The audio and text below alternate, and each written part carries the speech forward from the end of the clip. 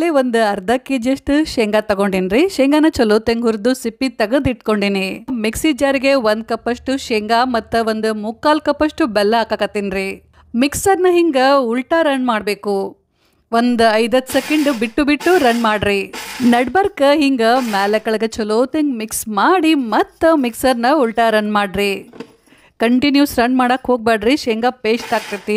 ಈಗ ಶೇಂಗಾ ಉಂಡಿಗೆ ಮೊದಲನೇ ಬ್ಯಾಚ್ ರೆಡಿ ಆಯ್ತು. ಇದನ್ನ ನಾನು ಒಂದು ಪರಾತ್ನೆ ಹಾಕಕತ್ತೀನಿ ರೀ.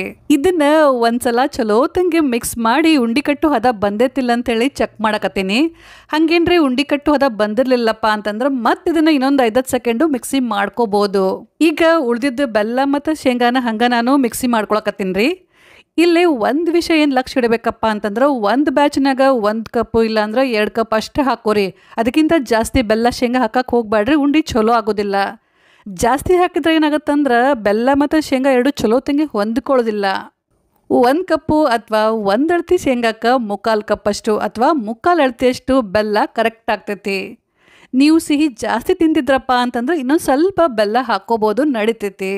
ಲಕ್ಷಿರ್ಲಿ ಮಿಕ್ಸಿ ಮಾಡೋ ಮುಂದೆ ಅವಾಗವಾಗ ಮಿಕ್ಸರ್ನ ಸ್ಟಾಪ್ ಮಾಡಿಬಿಟ್ಟು ಮೇಲೆ ಕೆಳಗೆ ಮಿಕ್ಸ್ ಮಾಡಿ ಮತ್ತೆ ಮಿಕ್ಸಿ ಮಾಡಿರಿ. ಕಂಟಿನ್ಯೂಸ್ ರನ್ ಮಾಡಬೇಡ್ರಿ. ಒಂದೇ ಸೌನ ಮಿಕ್ಸಿ ಮಾಡಿದ್ರೆ ಶೇಂಗಾ ಪೇಸ್ಟ್ ಆಗ್ತೈತಿ. ಅವಾಗ ಉಂಡಿ ಅಷ್ಟು ರುಚಿ ಆಗೋದಿಲ್ಲ. ಉಂಡಿ ತಿನ್ನೋ ಮುಂದೆ ಅದು ಹಲ್ಲಿಗೆ ನಾಲ್ಗಿಗೆ ಅಂಟ್ಕೋತೈತಿ. ಆಮೇಲೆ ನೀವು ತಗೊಂಡಿದ್ದ ಬೆಲ್ಲದ ಕಲರ್ ಮೇಲೆ ನಿಮ್ಮ ಉಂಡಿ ಕಲರ್ನು ಡಿಪೆಂಡ್ ಆಗಿರ್ತೈತಿ. ಈ ರೆಸಿಪಿಗೆ ನಾವು ಪಾಕ ಮಾಡೋದಿಲ್ಲಲ್ರಿ, ಹಂಗೆ ಬೆಲ್ಲನ ಡೈರೆಕ್ಟ್ ಉಪಯೋಗಿಸ್ತೀವಲ್ಲ, ಅದಕ್ಕೆ ಬೆಲ್ಲ ಭಾಳ ಚಲೋ ಇರಬೇಕು, ಅಂದ್ರೆ ಉಂಡಿ ರುಚಿ ಆಗ್ತಾವು. ಈಗ ನಿಮ್ಗೆ ಯಾವ ಸೈಜ್ ಉಂಡಿ ಬೇಕಂತೇಳಿ ನೋಡಿಕೊಂಡು ಅಷ್ಟು ಪುಡಿನ ಕೈಯಾಗ ತಗೊಂಡು ಚಲೋ ತಂಗಿ ಒತ್ತಿ ಉಂಡಿ ಕಟ್ರಿ. ಇಲ್ಲಿ ಒಂದು ವಿಷಯ ನೀವೇನು ಲಕ್ಷ್ಯ ಇಡ್ಬೇಕಪ್ಪ ಅಂತಂದ್ರೆ ಈ ಉಂಡಿನ ಸರಿಯಾಗಿ ಒತ್ತಿ ಕಟ್ಟೋದು ಭಾಳ ಮುಖ್ಯ. ಯಾಕಂದ್ರೆ ಈ ಉಂಡಿಗೆ ನಾವು ಪಾಕ ಮಾಡಕತ್ತಿಲ್ಲ, ತುಪ್ಪ ಬಳಸಕತ್ತಿಲ್ಲ, ಹಾಗಾಗಿ ಸ್ವಲ್ಪ ಒತ್ತಿ ಕಟ್ರಿ. ಇಲ್ಲ ಅಂತಂದ್ರೆ ಈ ಉಂಡಿ ಜಲ್ದಿ ಒಡಿತಾವು. ಉಂಡಿ ಕಟ್ಟಿದ ಮೇಲೆ ಉಂಡಿನ ಅಂಗೈಯಾಗ ಆ ಕಡೆ ಸ್ವಲ್ಪ ಹೊತ್ತನ ರೋಲ್ ಮಾಡ್ರಿ.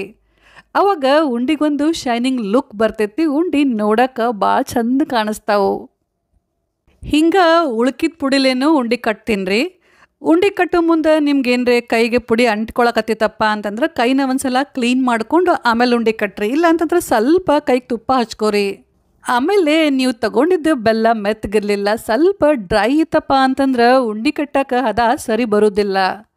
ಅದಕ್ಕೆ ಉಂಡಿ ಕಟ್ಟೋ ಮುಂದೆ ಸ್ವಲ್ಪ 1 ಟೀ ಸ್ಪೂನಷ್ಟು ಇಲ್ಲ 2 ಟೀ ಸ್ಪೂನಷ್ಟು ಬಿಸಿನೀರು ಹಾಕಿ ಮಿಕ್ಸ್ ಮಾಡಿರಿ.